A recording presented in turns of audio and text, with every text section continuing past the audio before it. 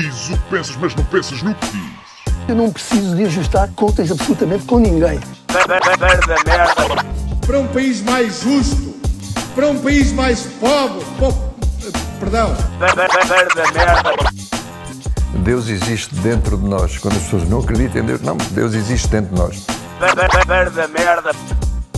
Ser exigente, não sermos piegas.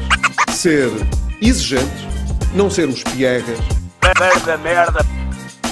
Mãe, olha, tu sabes fazer ténis.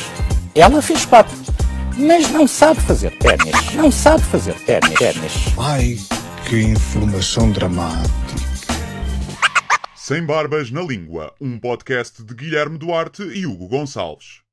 Ora, sejam muito bem-vindos a mais um podcast Sem Barbas na Língua. Falhámos aqui uma semanita e então decidimos fazer este podcast já aberto para toda a gente. Como estás, Hugo? Estou bem, queria deixar aqui um pedido de desculpas e em simultâneo um obrigado a todos os patronos. Pedir desculpas porque não gravámos a semana passada, porque tive uma morte na família. Já falaremos um bocadinho disso mais adiante, mas vamos começar com coisas mais alegres, como o triunfo de Gandim do Porto a Lisboa. Tenho algumas perguntas para te fazer, porque vi as imagens. E muito obrigado a todos os patronos que mandaram as suas condolências e me enviaram abraços. Muito obrigado por isso. Mas comecemos por coisas... comecemos pela vida, Guilherme, Sim. Não pela morte. Sim. Alguém no outro dia sugeriu: porque é que vocês não fazem um programa sobre morte? E eu respondi: eu acho que já falámos disso extensamente em vários temas mais recorrentes. Sim, isso e cocó, não é? Sim, cocó e religião. E que está ligado à morte. Exatamente. Guilherme, fizeste 40 anos, portanto estás mais próximo da morte. É verdade, estou metade. Estás... Não sei. Metade se correu bem. Tenho alguma esperança, lá está. Agora tive a ver isto, aquele gajo, o Ray Kurzweil, diz que nos próximos 5 anos, com o avanço exponencial, as pessoas que se mantiverem vivas nos próximos 5, 10 anos vão viver até aos 200. Agora, ele toma 80 comprimidos por dia para se manter jovem e tem 74 anos e parece que tem 90. Sim, é um facto. Ou seja, tu gostavas de acreditar nele, mas disto o teu pensamento crítico terás algumas dificuldades em acreditar nele. Sim, estou com algumas. Gostava muito, mas acho que não. Mas olha, fizeste 40 anos e na semana em que fizeste 40 anos deste dois concertos. Sim. Foi com quanto distância? Uma semana de distância, os dois, do Porto? Sim, Porto foi dia 16, 2 dias antes de fazer anos, e agora é o dia 23. Como tu próprio disseste num dos teus posts, se dissessem ao Guilherme Duarte que andava no Técnico, que ele ia dar um concerto como rapper aos 40 anos, sim. O que é que achas que... Isso era uma boa premissa para uma série de televisão. O que é que achas que ele dizia? Não acreditaria, não fazia sentido, por duas razões. Porque é completamente antagónico à minha personalidade estar em palco, e nessa altura ainda mais, e depois porque não era um desejo, nem sequer era daquele desejo, quem me dera fazer aqui. Eu nunca, até começar a fazer comédia, eu nunca tive a cena que quem me dera fazer stand-up, ou quem me dera então fazer, tipo, escrever rap, ou fazer um concerto de rap. Não estava sequer naqueles sonhos que um gajo pensa, tipo, gostava. Não, se eu tivesse outra profissão, pudesse escolher tudo, escolhia isso. Não estava no horizonte. Não. E então seria só estranho. Seria, se me mostrasse, eu pensava que era um universo paralelo em que as variáveis que levaram ali foram completamente diferentes daquelas que aconteceram na minha vida. Provavelmente eu diria: deixa-me em paz que eu estou a jogar FIFA. Sim, estou aqui a estudar análise matemática. E a ver integrais. Então tu és um exemplo que contraria duas coisas. Uma, aquela ideia de que eu desde pequenino que sabia que não sei o quê, que as pessoas às vezes têm essa mania. Imagino que isso aconteça em alguns casos, não é? Que as pessoas tenham alguma fixação. E de que tu podes achar aquilo de que gostas e que sabes fazer tarde na vida. Sim, neste momento gosto muito do que faço, não é? E nunca... Lá está, eu aos meus 13, 14 anos tinha a certeza absoluta que era engenharia informática e decidi o curso muito cedo, tipo aos 13 lembro-me de, é isto, e nunca alterei o plano. Depois percebi que não era bem aquilo. Mas nunca tinha outra coisa. Na altura, se me perguntassem, quando eu estava no Técnico, o que é que eu faria? Se calhar tipo fotografia, nessa altura era uma cena que eu gostava bastante. Mas nunca teria ido para aí porque não curto muito o desemprego, não é? Não é uma cena muito fixe. Mas não tinha outros interesses, tipo realização, tipo, se calhar já indicava um bocadinho para essa área, mas sempre atrás da câmara. Fotografia mesmo daqueles hobbies que a malta tem porque sabe que nunca vai ser artista. Sim. Não é? Tipo, eu gosto, mas pá, de fotografia, ok, já consigo. Não é? Sim, mas era uma coisa que me dava muito gozo. Eu e o Ivo, que tem um restaurante, que já foi nosso convidado, de saímos à noite para ir tirar fotos. E ia muitas vezes sozinho a vários sítios. E é uma coisa que eu sinto falta, porque era tipo quase pegava no carro, ia para Cascais ou para Sintra. E ficava ali horas para as praias nudistas, fazer fotos às gajas. Com uma tela objetiva, a tirar fotos a pipis. E depois apareceu o YouPorn e deixaste esse hobby que já não valia a pena. Né? Já tinha internet em casa. Portanto, sim, foi um bocado... Isso é engraçado porque, por exemplo, quando eu era puto, eu acho que nunca quis ser músico, nem gostava muito de música, faz parte da descoberta até não é? Quando começa a descobrir o sexo, o amor, a música faz parte do chamado coming of age, não é? E eu, não querendo ser músico, fantasiava imenso, ou imaginava, foda-se, o que é que deve ser? Quando via aqueles concertos de estádio, que agora já são mais raros, pensava, foda-se, o Bono ou o Axl Rose, o que é que deve ser? Tu estás à frente destas pessoas, não é? Todas a gritarem as tuas músicas e cantarem, deve ser uma experiência formidável. E é engraçado que eu pensava nisso, tu se calhar não pensavas nisso. Não, acho que sim, acho que toda a gente quando vê aquilo pensei, deve ser uma sensação bem fixe, sim, mas nunca pensei, tipo, gostava de estar ali, ou fazia... Não sei. As imagens de Lisboa, do Gandim, porque a sala de Lisboa era maior do que a do Porto, não era? Sim. São impressionantes, porque quantas pessoas é que estavam ali? 2.000? 1.200. 1.200? Parecem mais, sim. Sim, mas aquilo parece mesmo. E que tu, obviamente, tu até já fizeste, o Coliseu tem mais pessoas, não é? Para stand-up. Tem 3.000. Tem 3.000. Mas a cena da música é diferente, não é? Tipo, o público na música. Porque está mais, como estão em pé, estão mais juntos. Não é? Okay. Ou seja, a distância que vai de uma cabeça à outra é muito menor. E então está tudo mais compacto. Faz há uma sensação de maior presença humana. Sim. E estão mais perto do palco, não é? Estão em pé, estão com os braços no ar, estão a interagir, a cantar. É uma sensação diferente. Mas é bem fixe tu vês as pessoas a saberem as letras e nos refrões ouvis tipo, a malta a cantar aquilo e tu calas e aquilo faz ali um bom barulho, mas não me dá tanto prazer como ouvir uma grande gargalhada no fim de uma piada. Esse bruá da gargalhada acho que é mais fixe do que aquilo. É outra coisa, é diferente, não é? Mas o prazer da gargalhada é mais... É mais surpreendente sempre, até porque é sempre diferente de sala, não é? O barulho que faz a gargalhada aqui e ali, e algumas funciona melhor, umas piadas, outras noutras. Ali é mais constante. Já sei as músicas que, à partida, as pessoas sabem o refrão, mas, apesar de serem os primeiros concertos, dá para perceber pelas views que teve na net ou pela reação das pessoas online, qual é que será aquela que as pessoas gostam mais de ouvir. E tu achas que aquele público todo é exclusivamente público que já te segue na comédia, ou é malta que ouviu as músicas e que se calhar nem é fã, não é fã ou não segue a comédia como pessoas que nunca foi a um espetáculo teu de comédia, mas foi ver o concerto? Acho que há algumas, acho que a maioria já foi ver stand-up, sim, acho que sim. Mas é mais novo o público dali. Eu acho que o meu público de stand-up, se calhar a maior fatia está na casa dos 30. Eu sei que a maior fatia está entre os 25 e os 35. Mas diria que há mais malta, se calhar 31, 32, do que há de 21, 22. E ali, nos dois espetáculos que eu perguntei, se calhar 60% ou 70% da sala estava na casa dos 20. E as groupies que vão ao teu camarim no fim bater à porta estão o quê? 17, 18? É isso? Sim. Pedimos o BI, algumas não podem entrar, mas sim. Mas assinei 2 seios em Lisboa. Assinaste 2 seios? 2 seios em Lisboa.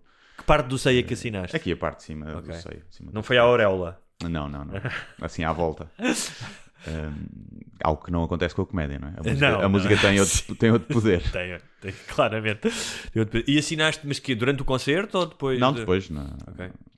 E isso também se nota a diferença. Eu tive no Porto 1 hora, em Lisboa 1h30 para fotos e vender vinis e assinar. O meet and greet? Foi... Sim. Okay. É mais do que no stand-up. Ou seja, as pessoas também por ter os vinis, a malta, como é um recuerdo mais engraçado, as pessoas cá querem mais assinar. E como é que depois de um concerto, que é fisicamente mais exigente do que um stand-up, tu consegues, qual é que é a disposição para gastar 1h30 a falar com pessoas? É tranquilo, tipo, é óbvio que é muito tempo, não é? Sim. Ou seja, o concerto durou para isso, 1h30. Mas não... Só a única coisa que não é positiva é, tipo, curtia estar lá atrás a ver um copo e a descontrair. Mas com bom... Imagina, se fosse antes, mais fácil, não gostava-me menos. Mas é sempre fixe. Mas como bom rapper, estavas a dar na coca e a fumar charros, e então aguentaste bem aquilo, não foi? Sim, fácil. E a beber Hennessys e... o tempo todo. Quantos quilos é que perdeste? Não perdi... Por acaso, acho que eu, como tenho algum receio de perder o gás... em palco. Sim, também. Vou-me controlando e depois chego sempre ao fim e tipo, ok, podia ter dado mais. E depois é o tempo de recuperação entre músicas. A única música que me custa mesmo fazer fisicamente é a primeira, porque ainda não estou quente, porque é das músicas mais fedidas de fazer. Que é a Ressurreição. E a meio, tipo, no início sinto, tipo, ok, o pulmão ainda está a habituar-se. Depois a partir daí é mais tranquilo. Algumas, tipo, o Urinóis é mais exigente em termos de mexer. E a última, a informática, aquela, ok, é a última, já posso dar aqui mais. Mas como ainda não, como é tudo novo, não percebo, ok, posso dar aqui o máximo e depois 2-3 minutos de descanso entre músicas. Mas tu sentes, entre as músicas, sentes que estás a recuperar, tipo pulmão, precisas disso? Só na primeira, só nasci na primeira e na segunda, depois a partir daí é mais tranquilo, porque depois muitas também têm refrões, e em Lisboa, como foram convidados, também é sempre mais fácil.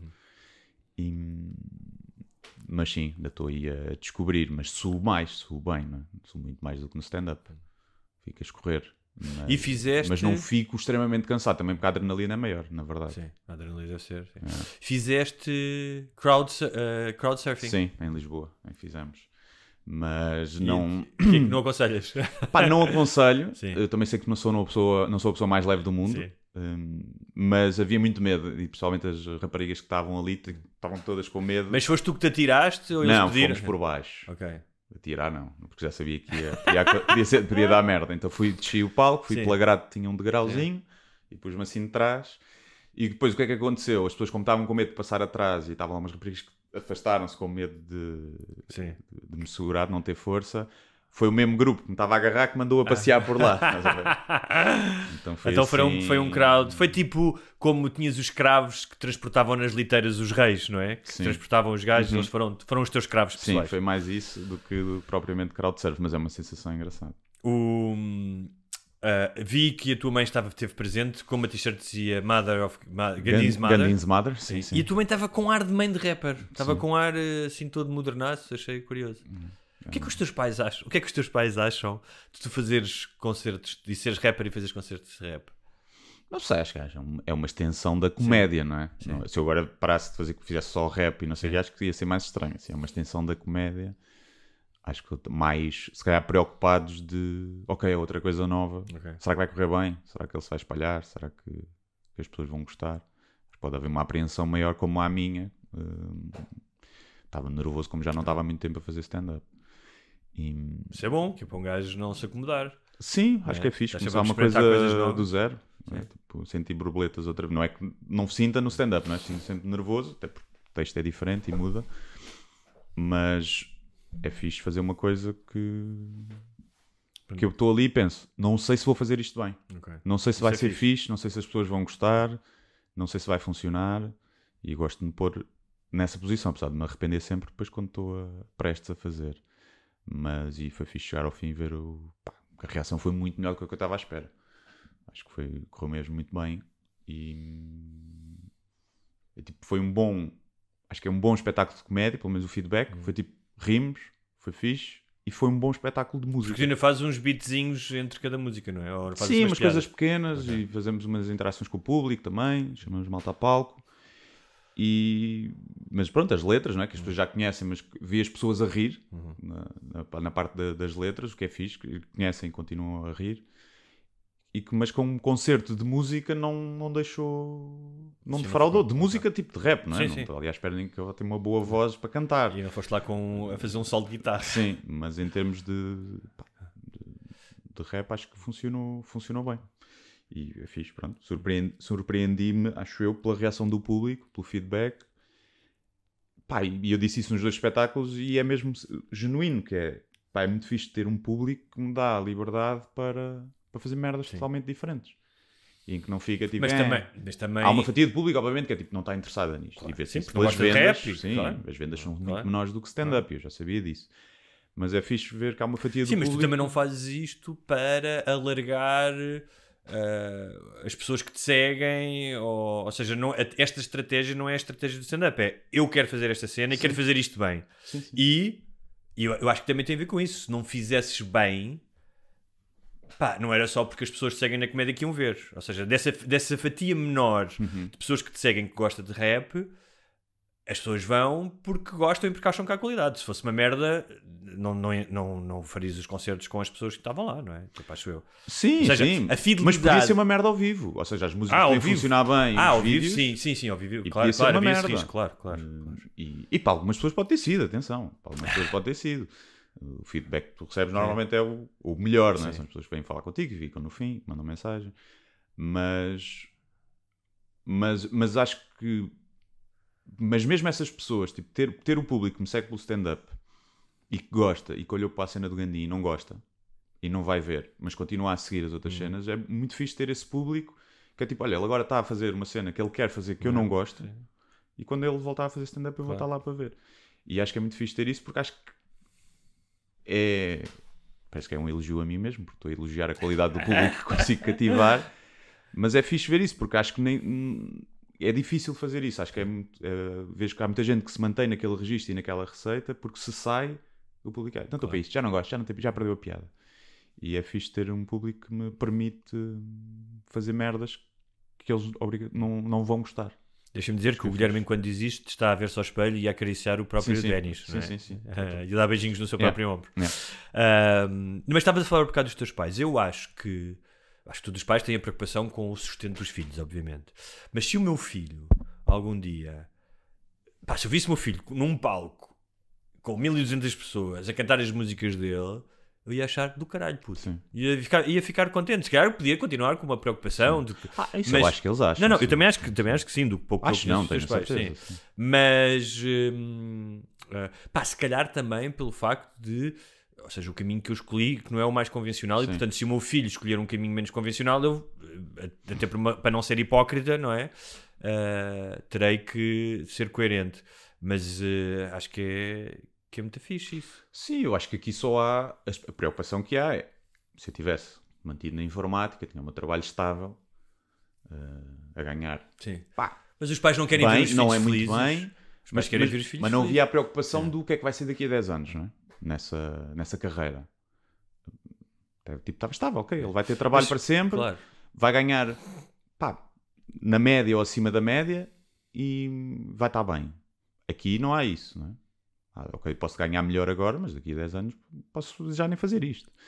E depois há a cena, acho eu, da pressão que os preocupa.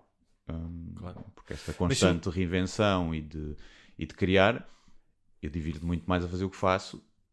Mas eu tenho muito, muito mais pressão e stress e ansiedades que tenho agora do que tinha quando tinha o meu trabalho normal. Isso que as pessoas não tenham dúvidas. Sim, mas não me queixo. Mas a longo prazo... Não trocava. Isso está estudado. As pessoas que fazem o que gostam, acho que têm uma qualidade de vida melhor, não é? Sem prejuízo do stress que pode haver e da pressão. Mas dá a pensar, se um dia o meu filho...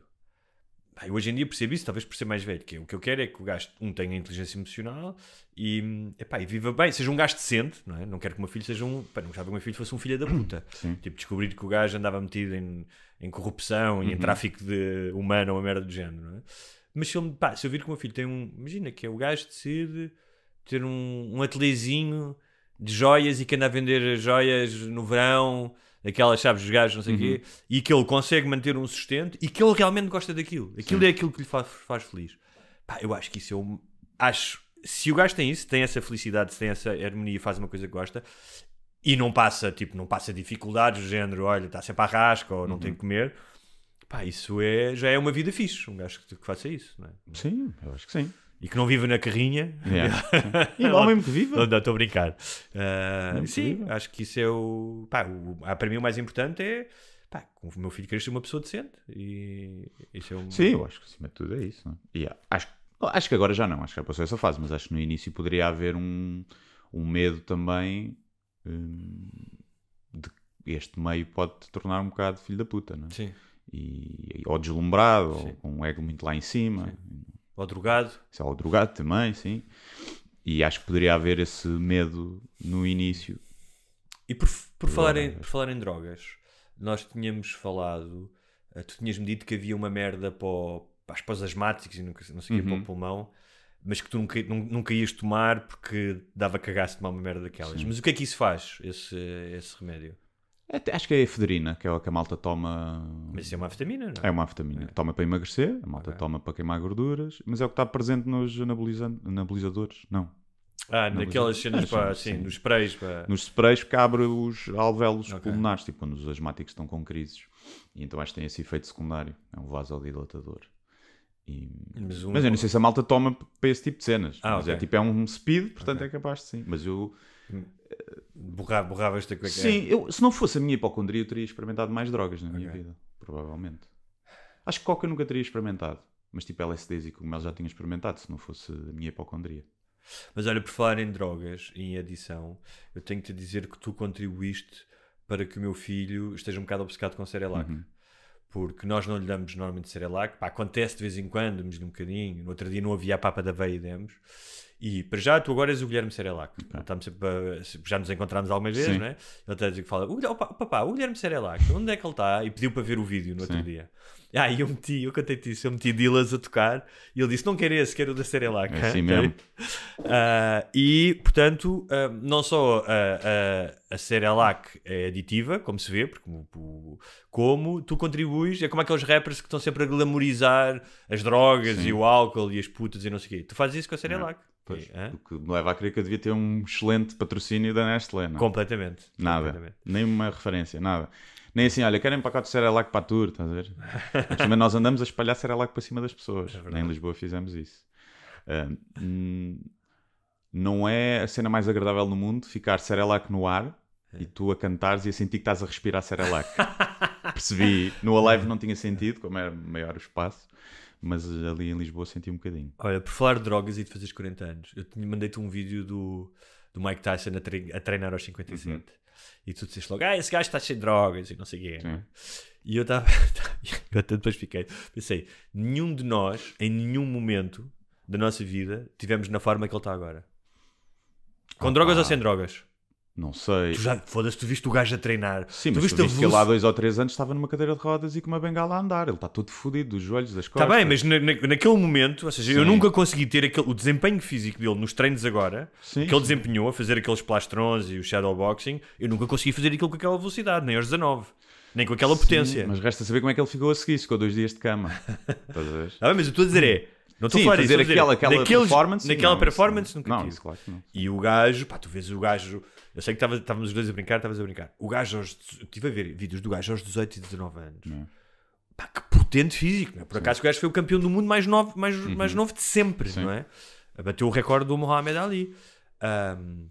Mas o gajo com quem não sabe, ele vai combater com o Paul... Como é que vai chamar? Jake Paul. O outro gajo, estive a ver, o outro gajo não é um nerd, o gajo sabe combater. O gajo treina boxe exclusivamente há 5 anos, ou 6 já. E o gajo fez um combate com outro gajo e conseguiu chegar ao último assalto. Sim. Agora, o outro gajo foi campeão do mundo. Mas tem 57 anos. Man, tu viste o poder daquele gajo a bater, o power do gajo. Mas tu com 57 anos levas um toque na cabeça e faz-te conta. Mas tu já viste a cabeça do gajo? Viste o pescoço daquele gajo? O Rogan diz que o Paul é maluco se meter no ringue com ele. Todas as casas de apostas dão vantagem ao Jake Paul. São 30 anos de diferença. Eu acho. Diferença. E é maior e mais pesado o Jake Paul. Foda-se, o Mike Tyson lutou, também que tinha 20 anos, lutou com um gajo com mais de 20 centímetros do que ele. Vamos fazer uma aposta? Queres fazer aqui uma aposta? Eu digo que o Tyson vai ganhar o combate, sem dúvida. E meto mais 10 euros por KO. Eu primeiro não acredito que vai ser um combate a sério. Achas que vai ser combinado? Acho que não é combinado, mas acho que tal como o Tyson quando lutou com o outro gajo há uns tempos, fez um combate há pouco tempo, o Vai Jr. Sim, que também foi... havia ali um acordo de só fazer body shots, não irem à cabeça. É tipo, aliás, isto está registado como exibição. Isso é também para contornarem as leis das antidopings e não sei o quê. Acho que se eles fossem lutar a sério, com 57 anos tu não absorves os golpes da mesma forma. Foda-se, mas tu bates... É que não é só para absorver os golpes, é como tu bates. Tu com um murro, tu podes acabar um combate. Mas o Jake Paul ganhou ao Anderson Silva, estás a ver? tem 42 e era dos melhores strikers do UFC. Não sei. Temos que ver isso. Menos potência. Em obviamente. junho, não é? É. Acho. Eu gostava muito que ganhasse. Acho que é fixe. Ganhasse o Mike Tyson. Mas acho que a juventude é um superpoder nestes casos. E com um gajo que treina e que sabe. Sim. Não é um gajo. Claro, senão era uma sentença. É muitos anos de diferença e o Tyson tem muita quilometragem, muita pancada naquela cabeça. Agora, se o gajo cai até naquele primeiro minuto, se o gajo entrar todo vapor naquele primeiro minuto, que era o que o gajo fazia. E lhe acerta, tipo, até no fígado e não sei o quê, pode acontecer. Se não for a exibição e se houvesse golpes à cabeça, eu acho difícil, se não houver golpes à cabeça, é muito difícil tu meteres um gajo que pode acontecer, um golpe no fígado. Sim, mas não é a mesma coisa que levares um soco no queixo, não é? E o fusível dispara. Mas pronto, vamos ver em junho. Olha, muito bem. Aproveitamos aqui este ciclo de Gandim para anunciares as datas que ainda estão à venda? Sim, olha, é o que falta. É Faro, dia 28 de março, portanto, esta quinta-feira, véspera de Sexta-feira Santa. Depois é Guimarães, 6 de Abril. 11 de Abril, Coimbra. E 13 de Abril, Leiria, que já está esgotado. E a última data, que é 7 de junho, em Lisboa, novamente. E pronto, não vai haver mais datas, a não ser que haja algum convite para festival, alguma festa, coisa. Mas datas minhas não vai haver mais, são essas. Faro, Coimbra e Guimarães e Lisboa. O Centro de Leiria está esgotado. E é isso, não tenho mais a dizer. Vai ser a última oportunidade de verem Gandim, porque depois é provável que Gandim não volte mais. Ou a voltar será daqui a bastante tempo, porque vai fechar a loja. Muito bem. Já está feito. Sair em alta. Sim. Acho que eventualmente vou sempre fazer alguma coisa no futuro. Vai aparecer um gandulo, que é quando tu dedicares a cantar fado. Sim, né? sim. Vai ser a próxima. É. E então é isso. Acho que divertido. Acho que a malta que está assim um bocado tempo de pé. Lá muita malta que estava assim a pensar que podia ser cansativo, de pé. Ninguém se queixou disso. Também tiveram a cheirar a Cerelac durante o concerto. É 1h30, não é muito longo. São 13 músicas com uns momentos divertidos no meio. E é isso. Então, não está Faro e Coimbra ainda há bastante. Guimarães também. E é isso. Comprem. Quer dizer, Coimbra acho que já não faltam assim tantos. Muito bem. Olha, nós chegámos a fazer um programa quando o meu pai morreu, poucos dias após o meu pai morrer. A minha avó morreu e eu fiz um programa. E curiosamente, na semana passada não fiz o programa. Foi uma pessoa que morreu que não era de família de sangue, é o pai da minha mulher, portanto, oficialmente seria o meu sogro. Eu nunca sei, é engraçado porque eu às vezes chamo mulher, às vezes chamo namorada. Eu não sou casado. Por um lado, com a idade que eu tenho, namorada também parece estranho, quando já é, ainda por cima, a mãe do teu filho, não é? Que já vês há algum tempo. Por outro lado, namorada também é giro, porque também dá um ar assim meio jovial, não é? É porque mulher, ou esposa, ou que seja, esposa não ou gosta, companheira, mas... e a esposa é horrível, ou seja, é um papel. Não tem um sentimento ligado. Namorar vem de estar enamorado. Pois. E de amor. Eu acho que... Mas também... Imagina, tu podes ser casado, mas aquela pessoa continua a ser a tua namorada. Mas em certas situações, imagina, num departamento de finanças, não sei o que, vais lá tratar, dizer a minha namorada, não é absurdo, mas parece um gajo que está a tentar, parece um gajo que usa skinny jeans e já tem 60 anos. Parece que é uma relação mais recente, não é? Parece que tens 40 e sim. tal e que é uma relação recente e que não é muito séria. Mas pronto, isto para falar um bocadinho da morte. E eu vou falar disto com algum cuidado também, porque esta morte não diz apenas respeito a mim, portanto não quero também estar aqui a expor demasiado a vida. Uma coisa é, eu posso falar do meu pai e da minha avó à vontade, a responsabilidade é minha. Mas obviamente nesta semana e tal eu pedi, ainda tive para fazer o podcast à distância, mas depois havia preparativos, havia o apoio que havia que dar à família e eu senti que acho que se fosse eu, se calhar teria feito mais facilmente o podcast do que outra pessoa. Portanto, tu sentes que as outras pessoas precisam de ti. Sim. E não tens a mesma disponibilidade. E não tens sequer, quando és tu, tens o direito de fazer isso. Dizes, olha, meu pai morreu, eu faço o que eu quiser. Não é? Eu faço o meu podcast. Com os outros não, tens que estar lá. Tive algumas, quando passas por isso, tens algumas reflexões sempre, não é? E uma delas foi uma coisa que já falámos aqui, mas que eu já falei, mas que é o momento em que tu sabes da morte de alguém, de uma pessoa próxima, não é? E de uma pessoa próxima, de uma pessoa ainda mais próxima.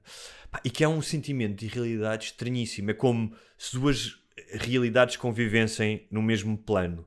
E que é... Eu estava a chegar a Guimarães, tinha feito uma viagem enorme são quase 4 horas de comboio, para Braga. E estava a chover torrencialmente, um dia horrível. E a rapariga da produção do festival onde eu ia falar foi-me buscar à estação.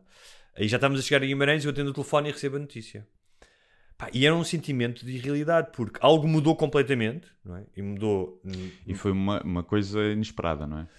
Foi inesperada. Ou seja, sim, não estava à espera daquilo. Sim. Havia algumas questões de saúde, mas não... Sim, não era uma doença prolongada, em que as pessoas já estão mais ou menos preparadas. Não, de zero. Há sempre esse choque. E, então, mas para mim, o que me desperta interesse de pensar nisso, porque são coisas que acontecem poucas vezes na vida, é tudo mudou. E especialmente neste caso, para a minha mulher, não é? E portanto, estás ali, e para o meu filho, que deixou de ter um avô. Mas o mundo continua a correr. Ou seja, eu tive que pedir à pessoa, olha, tu vais ter que me levar à estação de volta, não vou poder fazer isto, vou ter que ir para casa, obviamente, não é? Comprar um novo bilhete de comboio.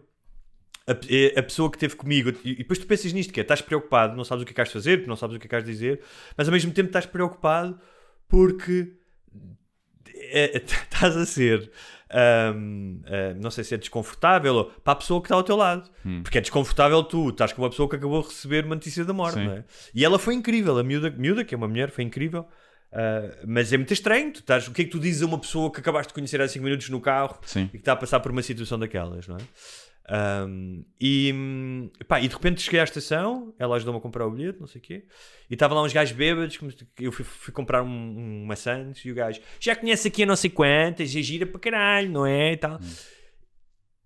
E tu não podes dizer, olha, não me chateias que morreu uma pessoa, tens de entrar naquilo. Então é muito estranho, e o caminho todo de volta, foram mais 4 horas num comboio, que é esse choque que é de realidades, que é, o mundo continua igual, tudo continua igual, os gajos continuam a beber na estação, o Picas continua a picar, a querer ver o teu bilhete, tudo isso. As pessoas continuam a fazer barulho na carruagem, a comer alto.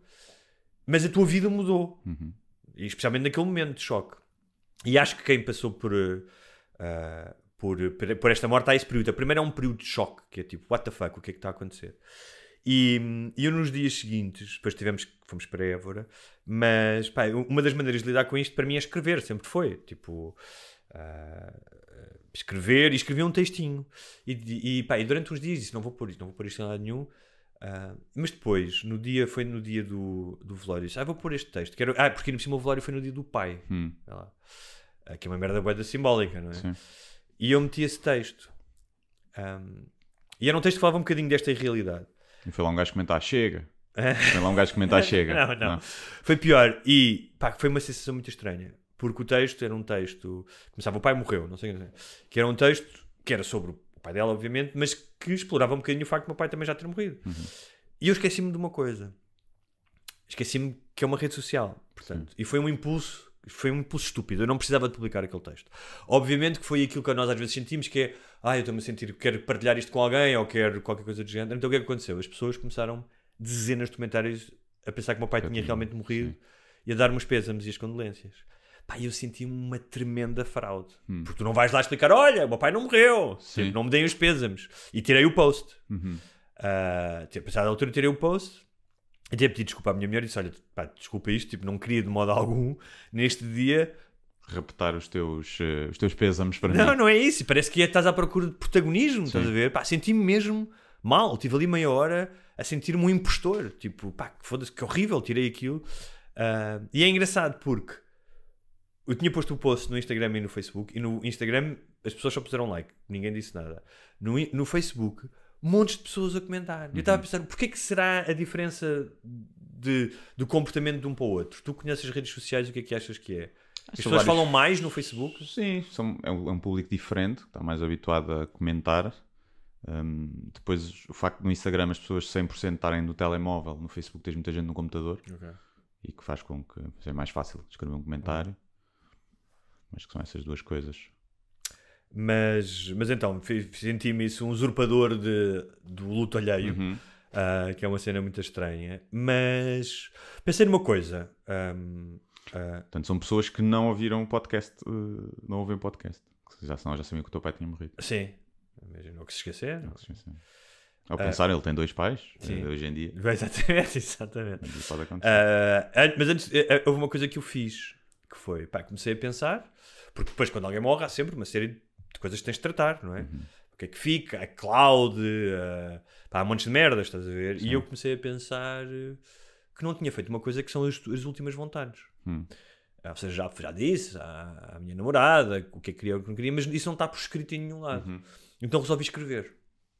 E ainda não mandei, porque eu também não lhe queria estar depois da morte do pai, estar a falar da minha morte, mas vou mandar para ela, para o meu irmão e para o meu melhor amigo. No caso de um deles quinar antes de mim, os outros saberem. E fiz uma lista e queria comentar contigo para ver se tu também... Se achavas que deverias também fazer uma lista de últimas vontades. Já pensaste nisso? Não. E não farias? Estás-te a cagar? Não quer saber. Só se forem coisas que facilitem a vida das outras pessoas. Imagino. Se tiverem que preparar alguma merda e metam o meu corpo no caixote de lixo. Coisa não estar a ver cenas assim. Facilitem o trabalho das pessoas. De resto não tenho muito essa cena. Mas sabes porquê? Isto também vem com uma... Eu já vou chegar. Então, o que eu disse que é, quer ser cremado e que as cinzas sejam despejadas no mato da Serra de Sintra. No entanto, como é ilegal, se alguém não tiver para isso, que se foda. É como tu, metam as cinzas onde quiserem. Tipo, achava giro por uma cena, porque foi lá que eu nasci e porque era uma maneira de dar de volta ao planeta alguma cena. Não dás nada, cinza já não tem energia. Então, mas é adubo, caralho. É adubo, tem. É adubo. Sim, mas isso és enterrado e dás a tua energia, é consumida pela Mas estás ali mas estás ali no... Uma coisa é dar às arvorezinhas e às plantas da Serra de Sintra. Outra coisa é num cemitério, ali só queres ser badaninha. À bexesa às lagartas.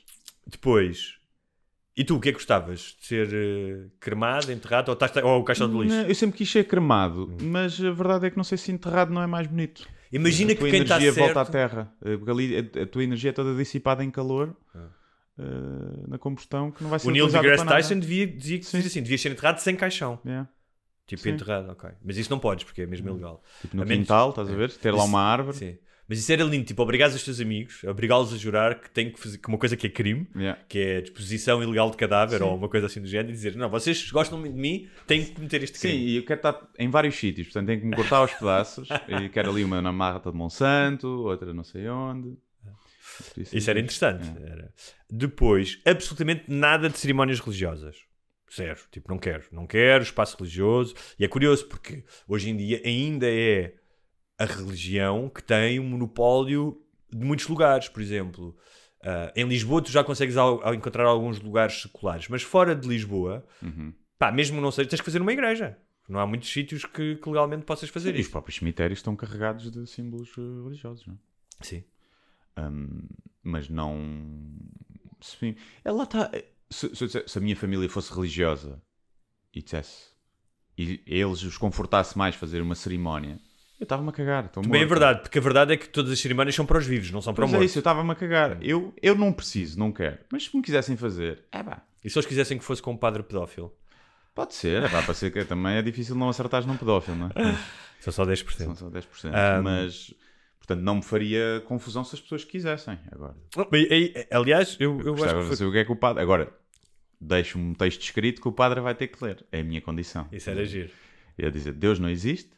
E estamos aqui só, pronto, é uma fachada para eu fazer isso. E para as pessoas se sentirem melhor. Para se sentirem melhor. E a igreja ganha dinheiro com isso, porque a igreja aluga as igrejas e essa merda. E o padre pede-te ali 200 paus por fora, depois pede dinheiro. Mais 200 paus para dizer o teu nome na missa do sétimo dia. E, caralho. E não pagam impostos. Pois não. Então, se alguns amigos quiserem falar, tudo bem. Bebidas e música são bem-vindas. O chamado Irish Wake, não é? Não vou fazer nenhuma playlist porque mesmo depois de morto não quer ser como aqueles gajos que tomam conta da aparelhagem nas festas, estás a ver? Que são, não deixa só para mais 2 ou 3. Não quer ser, nunca foi esse gajo, não é depois de morto que vou ser esse gajo. Achava graça que os meus amigos fizessem tipo um jantar ou uma almoçarada todos juntos, como nós fazíamos, que não têm sequer que falar de mim, mas que se juntassem todos. Acho que isso gostava que os livros que a minha família não quisesse que fossem doados a uma biblioteca. E aqui uma coisa importante que até foi um patrono que me alertou para isso e que eu juntei aqui, porque acho que agora vai ser um livro do Gabriel Garcia Marques, já saiu, que ele não queria que saísse, acho que tinha indicações para isso, mas os herdeiros cagaram e publicaram um livro. Pá, e eu, nada do meu computador, textos inacabados, poemas, e-mails, nada deve ser publicado. Tudo com o caralho. Tudo. Lixo. Não quero nada. Não é egoísta? Não.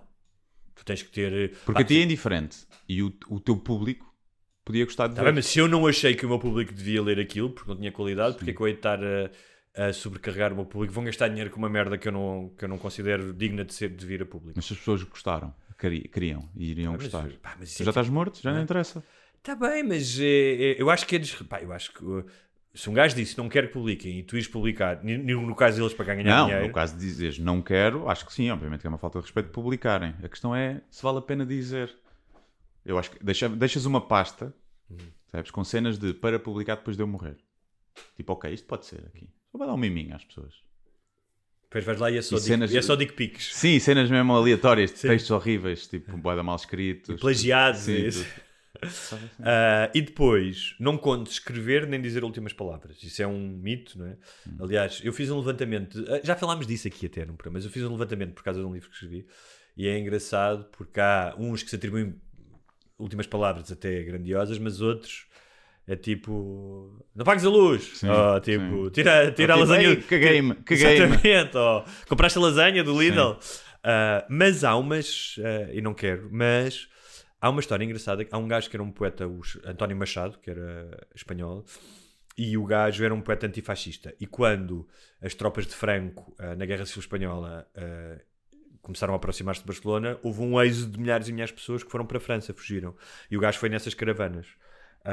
E ele já estava doente e acabou por morrer, mal entrou em França. E encontraram no bolso dele, foi o irmão que encontrou, aquilo que supostamente terão sido os últimos versos que ele escreveu.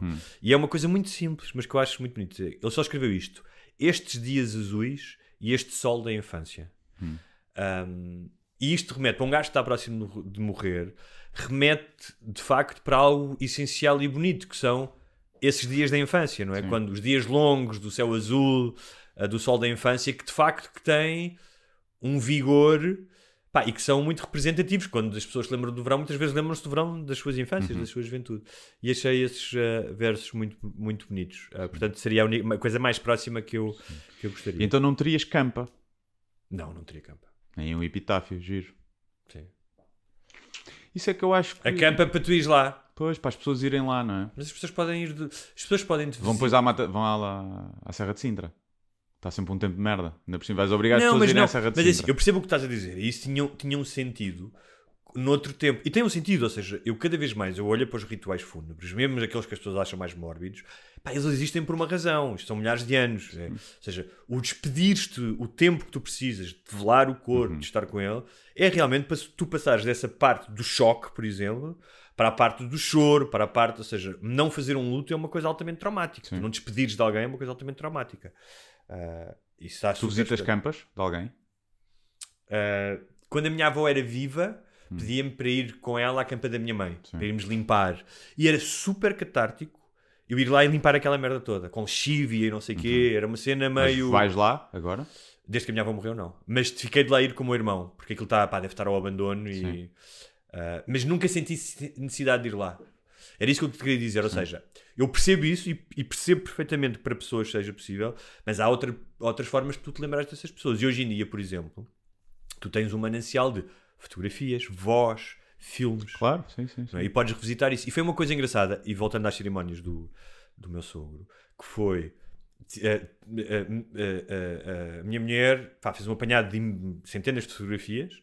Também é uma forma de despedida e de luto, estares ocupado com isso, e que buscámos um projetor e estavam a passar na parede, estás a ver? E vídeos também, que ele tinha muitos vídeos. E ele era uma pessoa muito interessante. Ele foi para Évora alguns anos depois do 25 de Abril, numa altura em que Évora era mais desterrado do que era. Acho que foi o primeiro psicólogo do Hospital de Évora, se não estou enganado, e que foi uma figura muito importante na saúde mental do distrito. Não só porque acompanhou centenas de pessoas. É engraçado, ouvi uma pessoa que foi-nos dizer que, olha, foi o seu pai que me fez perder o medo do escuro quando eu tinha 11 anos. E, portanto, acompanhou muitas pessoas. Foi ele que fez, com outras pessoas, teve um grupo de teatro, logo a seguir ao 25 de Abril. Foi ele que fundou, com outras pessoas, a Rádio Diana, que é a Rádio Débora, onde sempre teve programas de debate e de crónicas. Foi ele que começou a fazer as primeiras campanhas de educação sexual nas escolas, a falar aos miúdos do preservativo, isto na época, imagina, da SIDA, não sei o quê, que era uma coisa super chocante, não é? Imagina no Alentejo. E então foi uma pessoa que marcou. Aliás, tu vias, houve vários testemunhos de amigos e de pessoas que o conheceram e que diziam, e é engraçado porque obviamente que na morte tu glorificas sempre um bocadinho as pessoas e lembras-te do melhor, é normal, não é? Mas os amigos dele também disseram, tipo, havia pessoas que o achavam arrogante e snob, e havia pessoas que o gajo era muito teimoso. Mas houve uma história muito engraçada, que ele, vivendo lá, sempre foi muito anti-Partido Comunista, porque o Partido Comunista, agora já não, agora eu chego, mas o Partido Comunista dominava tudo, dominava os jornais, dominava a Câmara Municipal, e então ele batia-se muito com os comunistas, não é? Mas foi lá um comunista, daqueles mesmo da velha guarda, que foi ao velório, e que eles picavam imenso, disseram-me, e que foi dizer, se a sua família, disse à minha mulher, se a sua família, eu moro aqui ao lado, e é uma pessoa humilde até, se a sua família estiver aqui à noite, precisar de ir comer ou precisar de uma coisa, por favor, bata-me à porta e vai à minha casa. Isso é uma coisa comovente. É um bom comunista. É um bom comunista, não é? É um comunista a sério. O que é meu é teu, a enxada não é minha nem a tua, é da cooperativa. E foi muito interessante de ver, ou seja, na cerimónia ver isso, eu emocionei-me algumas vezes, mas eu já falo disso, mas ver os amigos falar, ou seja, o que é que eu achei de interessante desta experiência? Um é perceberes que no final é o amor e a amizade que interessam. É aquilo que fica. Obviamente que falaram das coisas que eles fizeram, mas as pessoas que falaram de um ponto de vista de amor e de amizade. E nós cruzámos com um desses amigos na rua, que foi uma das pessoas que depois falou, e ele disse: ter amigos é incrível, mas também é um grande prejuízo. Porque chega a uma determinada idade e começas a perder todos os teus amigos.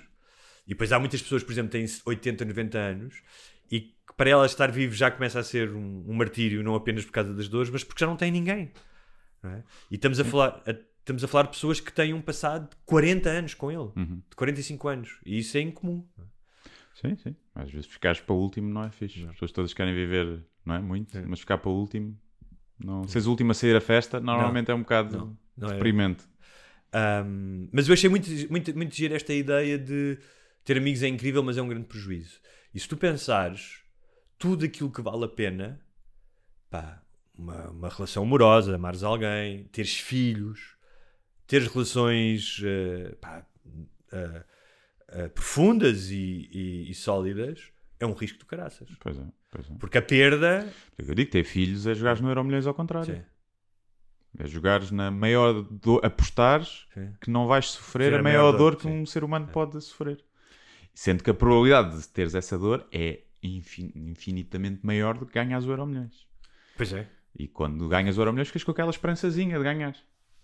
E quando tens filhos, abstrais-te dessa probabilidade, que é bastante alta.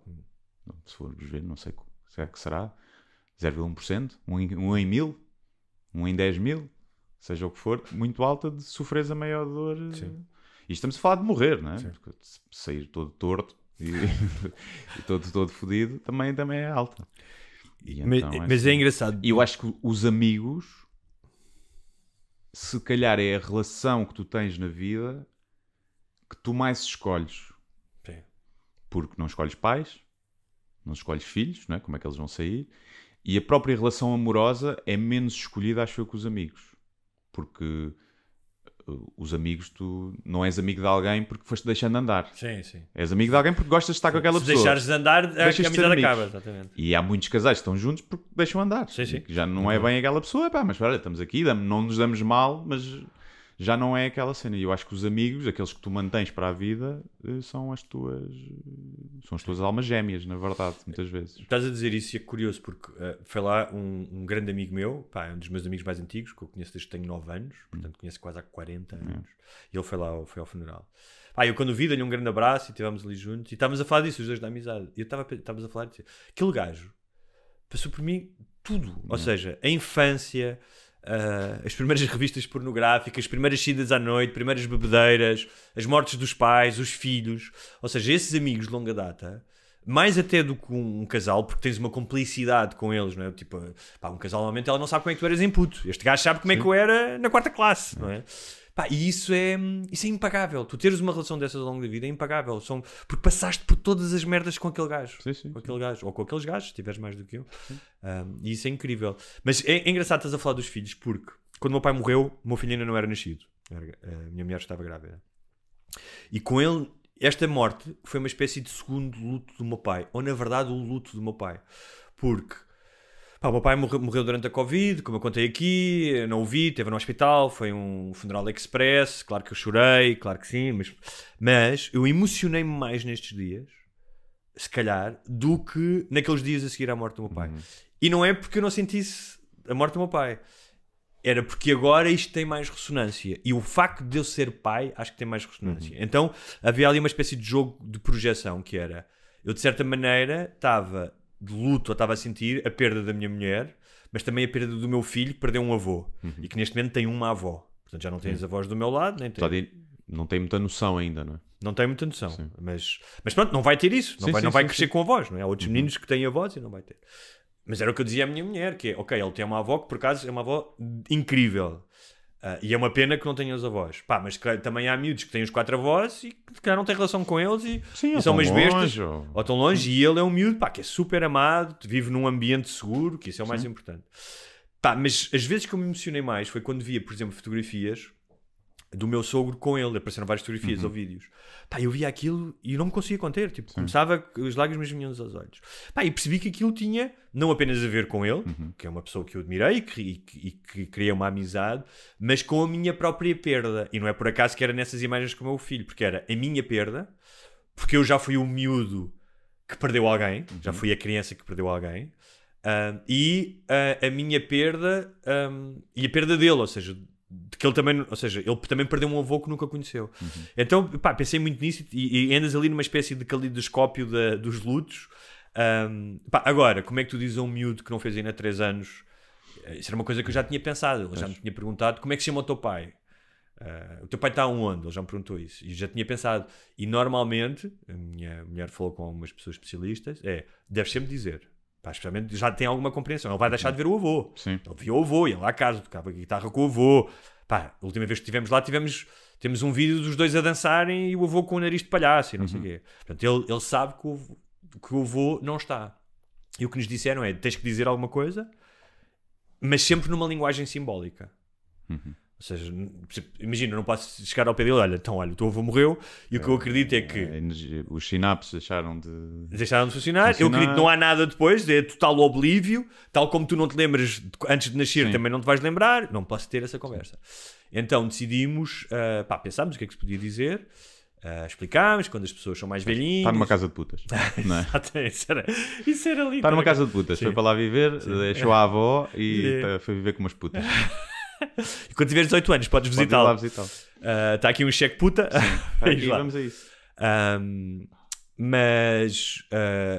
Então eu sentei ao meu colo e a minha mulher falou com ele e explicou, olha, quando as pessoas são mais velhinhas, às vezes ficam doentes, e quando estão doentes têm que se ir embora, têm que partir, e ficam estrelinhas. Escolhemos a cena da estrelinha, que é muito usada. Há um livro até que a avó é uma estrelinha. E o gajo levantou-se do meu colo, foi para a janela e disse, onde é que está a estrelinha do avô? E nós, é de dia. Tem que esperar. Tiveste-lhe falar de astrofísica. Exatamente. Tiveste todos os conceitos de cosmologia. E no dia seguinte, o gajo perguntou-me, a estrelinha do avô tem cara? E nós, não tem cara. Mas não posso ver mais a cara do avô na estrelinha. E nós dissemos, não, mas podes ver os vídeos, nós temos fotografias, tens lá uma fotografia no quarto do avô. E é um bocado aquela história que se fala muito, não é? Enquanto... isto nem sequer digo isto como consolo, mas enquanto alguém se lembrar de ti e falar de ti, tu não morreste completamente. Ou seja, é óbvio que o pai da minha mulher existe nas pessoas que o lembram, não é? Não existe, ou seja, isto não é uma compensação que é... Não, ele morreu. Mas há coisas... E às vezes existe como se não tivesse morrido. Que eu acho que acontece muito isso. Vocês aí, pronto, também viviam noutra cidade, não era uma convivência diária, não é? Acho que há esse processo. Eu, pelo menos com os meus avós, senti isso, e com o meu tio, que é... Ou seja, eu tenho que me lembrar que eles morreram, que já não existem. Sim. Ou seja, quando eu não me lembro disso, eles ainda estão vivos para todos os efeitos, na minha cabeça e na minha memória.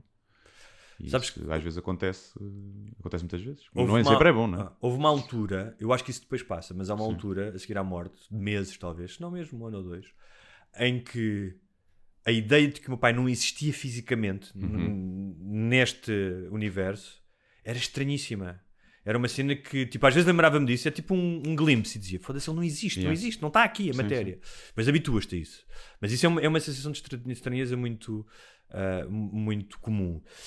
Mas por outro lado, pá, eu dou por mim a dizer merdas que o meu pai dizia. E quando estou com o meu irmão, constantemente vem, pá, merdas que ele dizia, piadas, frases feitas que ele estava sempre a dizer. Já disse coisas ao meu filho que ele nos dizia a nós. Lembro-me de atitudes dele, ou seja, eu o revejo em mim, e não é propositado, não é eu a tentar emular o meu pai ou homenageá-lo, está cá dentro. E por exemplo, eu vejo isso no meu filho, que é, há merdas, que também ele herda da mãe, que é pá, o gosto pelas palavras. O meu filho está sempre está-me a perguntar quais é que são as letras já da música, adora dançar, adora cantar, que são merdas que obviamente eu acho que não são genéticas, mas que vêm do gosto da minha mulher, que vêm do gosto do pai dela. O pai dela tinha dezenas de músicas que escreveu para a filha, por exemplo, e que estão lá as partituras, ela trouxe as partituras. Há dezenas de vídeos, por exemplo, no velório, ela pôs a tocar os programas de rádio dele, ele tinha programas de música. E eu achei isso muito bonito, tipo, ouvias a voz dele dizer agora vai tocar Nina Simone, não sei o quê, e depois passavam as músicas que ele gostava. Mas, para terminar, o que é que eu queria dizer, se alguma pequena conclusão se pode tirar disto. Houve um dia em que eu fui correr de manhã, fui correr para o meio do campo, estava uma manhã incrível, muito bonita. Pá, e estás naquela fase pós-corrida, estás tipo em sintonia com tudo, estás a ouvir os passarinhos. Pá, eu tive um momento de se calhar de lucidez em que eu percebi que não quero morrer de todo, não quero morrer, tipo, quero viver muitos anos, mas que se morresse, acho que não tinha deixado nada por dizer às pessoas a quem eu devia ter dito. Às pessoas de quem eu gosto. Disse a todas que gostava delas, não ficou nada por resolver. A única pessoa com quem eu tinha coisas por resolver era o meu pai, e já não podia resolver porque ele morreu.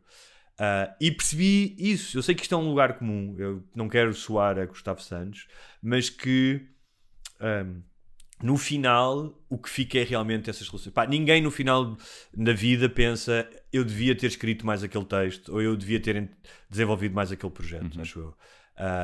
E nessa altura em que estás a pensar na morte e estás emocionado, o que me vinha à cabeça naquele momento em que eu estava a acabar de correr eram as pessoas que eu amava e as pessoas que me faziam falta. E depois claro que depois te esqueces disso, porque na semana seguinte voltas à rotina e tens que entregar não sei o quê, tens que mandar não sei quantos e-mails, mas a essência eu acho que tem a ver com isso, tem a ver com as pessoas de quem tu gostas, é que é o mais importante. Sim, isso acho que sem dúvida. E és lembrado por isso. Uma vez fiz um sketch a gozar que era tipo, que era um gajo que era um episódio do Falta de Chá que era todo contado ao contrário e tinha tudo de seguimento, em que era o gajo que não aproveitava a vida porque estava a trabalhar, e no funeral eram os colegas dele a dizer ele era tão pontual, ele entregava os projetos sempre a horas, e não é isso que acontece, não é? As pessoas para as quais se calhar tu que dás satisfações mais vezes, e para quem trabalhas e para quem passas muitas horas a fazer merdas, não é? Os teus chefes, os teus colegas, estas coisas, no fim não... Sim. É o tempo que tem que ser, não é? Porque tens que ganhar dinheiro, mas às vezes essa obsessão pela carreira, por isto, por aquilo, por fazer as coisas, perder tempo e horas de sono e paciência e energia com merdas que não interessam para nada, que se tu vis à distância, não é? Dás um salto de 20 anos e foi tempo perdido para nada, que não aproveitaste. Eu acho que tu morres sempre inacabado, ou seja, porque podias sempre viver mais alguma coisa, mas o nível de inacabanço é diferente. Se tiveres 90 e tal anos e tiveres um bisneto e viste os teus filhos crescer e tens netos e passaste por tudo isso e tiveste uma reforma, do que se morreres agora, se eu morresse aos 47, morres sempre inacabado. Há muitas coisas que eu gostava, especialmente a minha cena é de veres o teu filho crescer, não é? Uma série de coisas que queres viver. Portanto, eu acho que sim, mas eu lembro de uma história que me foi contada uma vez do pai de uma pessoa que já tinha 90 e tal anos e que uma das coisas que ele, como começou a ficar doente, perdeu a voz. Ele tinha uma voz muito, muito forte e ele disse, já nem a voz eu já tenho. E, portanto, ele disse aos filhos, vou-me despedir de vocês, já não estou cá a fazer nada. E tu poderes fazer isso, ou seja, não estou a dizer que não lhe tenha gostado, é um luxo do caralho. Sim, é? sim. Tu poderes fazer isso, não é? Sair já não em alta, em 90 nunca estás, aos 90 não estás mesmo em alta, mas poderes fazer isso é um luxo.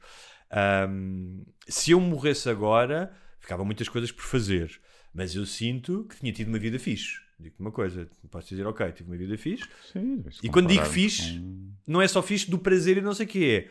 O percurso de aprendizagem, mesmo na dor, a perda da minha mãe, o processo de luto, tudo isso, os meus problemas, as minhas cenas com drogas, não sei o quê, tudo isso, olhava para trás e dizia, foda-se, foi uma merda, tipo, cheia, estás a ver? E no outro dia eu vi há um gajo que é o João Bosco, que é um ensaísta, o gajo escreveu um livro que eu li há pouco tempo sobre a paternidade, e há uma coisa que o gajo dizia que era, o gajo tem 2 filhos pequenos, ele disse, se os meus filhos morressem agora, foram amados, só conheceram o amor, a felicidade, ou seja, nestes 3, 4 anos tiveram vidas incríveis. E eu podia afirmar a vida deles. Tipo, eram vidas incríveis. No entanto, tenho quase a certeza que não poderia voltar a afirmar a minha depois disso. E eu achei essa frase brutal, porque é verdade. Ou seja, realmente uma criança, que é a coisa mais horrível, pode morrer, mas pode ter uma vida incrível. Um pai depois disso não pode. Sim. Sim, e há até que ponto... ou seja, uma escolha quase, escolha de Sofia, né? Preferis que o teu filho morresse aos 12 anos com uma vida plena, feliz, mas tu ficavas esse caco, ou que ele vivesse que vivesse mais do que tu, mas que tivesse uma vida triste e depois não fosse feliz. Depende do nível. Imagina se preferes que morra aos 12 anos ou aos 28 estar num campo de concentração nazi. Sim. Não é? Não, mas uma essência, ou seja, era um gajo que se ia suicidar depois aos 30, estás a ver? Ia ter uma depressão e ia se suicidar aos 30, tu já tinhas morrido, aos 30, aos 40, tinhas morrido com 80, mas ele aos 40 e tal suicidava-se porque tinha tido, os últimos 20 anos tinha sido depressões profundas. Ou seja, nós conseguimos fazer estes exercícios aqui, não é? Porque nós fazemos muito esses exercícios, mas para um pai fazer esse exercício é muito fodido. Mesmo, porque tu acreditas, mas era mais tempo. Era factual, eu sei. Mas o pai, ou seja, é um bocado como o pensamento mágico ou a religião. Um pai vai sempre tentar arranjar um subterfúgio, porque uma criança com 12 anos, mas eu percebo o que é que tu dizes. Agora, os pais nem sequer se autorizam a pensar nisso, não é? Porque é uma coisa profundamente dolorosa. Mas olha, há uma coisa que falámos aí das últimas vontades e que não estás a ter em conta, que é, nós se calhar estamos já se faz, não é? Mas mais acessível, a 5 anos, de teres um clone digital, no sentido que não és tu, mas que é um avatar com a tua cara, que fala e que foi ler as tuas redes sociais todas, os teus inputs, e que responde como se fosse tu. E que vê os meus vídeos todos de interação e não sei o quê. Tipo um Her, do filme do Spike Jonze, mas com cara. Sim, com cara, estás a ver? Mas não é, mas vamos dizer que não é consciente, não é nada. Sim. É tipo um chat GPT com a tua cara, com a tua voz e com a tua personalidade até um certo ponto, em que as pessoas vão poder interagir. Mas eu acho que há pessoas que vão querer interagir e outras que vão dizer, não, isto é fake. Ou seja, preferem ver aí mais o vídeo do aniversário dos 60 anos, certo, que é essa pessoa, do que estar... Mas tu opões-te a que as pessoas tenham isso e que interajam com isso? Eu acho que não o faria, porque acho que há uma falta de autenticidade. Agora, tenho a certeza que há pessoas que vão fazer isso. Mas não será um conforto? Não será que não vai dar... Ou seja, pode prejudicar o luto, acho eu, e o closure, mas acho que vai dar um conforto a muita gente. Talvez, como a religião também dá. Ou seja, o engano dá sempre um Mas conforto. Imagina que tinhas Há um episódio de Black Mirror que é isso. Se bem que aí já é mesmo um clone, tipo, já é consciente, não é? E já é igual, e até depois fisicamente, depois há essa evolução. Mas imagina que te dava um software, uma app, em que tinha sido alimentada com tudo da tua mãe e que tu poderias falar com ela agora. Não. Eu explico porquê. Fugias disso? Não fugia, não é fugir. Sim, mas achas que era possível não ires lá experimentar? Achas que conseguias resistir a isso? Porque eu acho que eu fiz esse caminho quando escrevi O Filho da Mãe e fui à procura de tudo o que havia da minha mãe. Mas eram artefactos reais, ou pelo menos reais na memória das pessoas. Não é? Aliás, eu cheguei a procurar as cassetes com a voz dela e não consegui encontrá-las. E descobri muitas coisas. Se calhar daqui a 200 anos essa pergunta vai ter outro sentido, porque nós seremos outros seres. Sim. Para mim, a vida, tudo é transitório na vida. Ou seja, eu estou aqui de passagem, de empréstimo. A vida não é minha, a vida existe, não sou dono da vida. Ou seja, a vida foi criada no planeta. Portanto, as pessoas morrerem e eu perdê-las fazem parte da experiência humana. Eu tentar resgatá-las para a vida, para mim não faz sentido. Elas morreram, tiveram o seu percurso. Mas eu acho que aí é a mesma coisa. Há 100 anos ninguém tinha filmagens dos seus entes queridos. Claro. Portanto, não os reviam quando eles morriam. Mas o que tu estás a ver é autêntico, é aquela pessoa. Naquele momento aquela pessoa era aquela pessoa. Não foi criado depois disso, essa interação. Mas eu estou a dizer... Mas tu estás a ver algo do ponto de vista que não existe. Eu estou a falar do ponto de vista de alguém que nasceu no final do século XX e que está vivo no século XXI e que não passará, claro, dificilmente passará do século XXI. Ao contrário daquele senhor dos comprimidos com quem nós começámos a falar. Portanto, para mim a vida é isso. Ou seja, eu estou confortável com a transitoriedade da vida e com o fim. Com o luto, com a morte, com a perda. Porque acho que isso faz parte da experiência humana. Não me cabe na cabeça tentar desconstruir essa experiência. Ela é um dado adquirido. É como a Terra andar à volta do Sol ou o Sol ser uma estrela. Daqui a 200 anos, que se calhar, se eu fosse vivo daqui a 200 anos, o meu pensamento seria diferente, porque as coisas vão mudar, se calhar só ver a consciência e tudo isso. Mas eu não sinto necessidade de ir à procura da minha mãe dessa maneira ou do meu pai. E é engraçado porque... Eu não estou a dizer que há essa necessidade. Estou a dizer que se te oferecessem isso e te mostrassem... Não é? Gostaria de ver vídeos da minha mãe ou coisas do género. Agora, porque isso é fake, eu não ia ver a minha mãe ali. Eu não ia acreditar naquilo. Era uma experiência. Certo ponto, era um sucedâneo. Era um sucedâneo, mas era baseado nela. Tipo, não é. Não sei, não sinto. Percebo a curiosidade e se calhar até podia espreitar, mas não é uma coisa que eu pense. E é engraçado, estamos a falar desta questão de viver. Por exemplo, muito pouco tempo. Uma das coisas, não tenho dúvida, uma das coisas que se falou, por exemplo, do pai da minha. Aliás, eu vou dizer o nome dele porque era engraçado. Ele chamava-se Alberto Magalhães. E quando dava consultas aos miúdos, porque havia miúdos com mais... Aliás, contaram-nos muito tímidos, que não falavam. Aliás, vão dizer, a minha irmã tinha tido vários psicólogos e só com ela é que se abriu. Ele sentava-se e dizia, olá, eu sou Alberto Magalhães, esfola gatos e mata cães. E os miúdos achavam graça a essa maneira dele de se apresentar. E alguém disse, o Alberto viveu à bruta. Que foi uma frase que eu gostei imenso. À bruta no sentido em que fez tudo o que queria. Comer, beber, ele adorava cozinhar, música, teatro, os excessos da comida, do que fosse. E isso é a vida, ou seja, ele acabou, provavelmente a questões de saúde, por ter vivido assim. Mas foi uma escolha dele. E é engraçado porque as pessoas, alguém disse, ele era uma pessoa muito livre. A liberdade paga-se. Não é? Há um livro sobre o Tim Maia em que o Nelson Mota, que é o gajo que escreveu, disse, o gajo era a pessoa mais livre que eu conheço. Mas a pessoa mais livre paga por essa liberdade. Tudo tem um preço. E isto para dizer o quê? Que tu escolheste essa vida e ele possivelmente sabia, com a vida que teve, que se calhar não ia viver até aos 80, que morreu aos 71. E eu acho que isso é parte de estar vivo. Aqui vai acabar.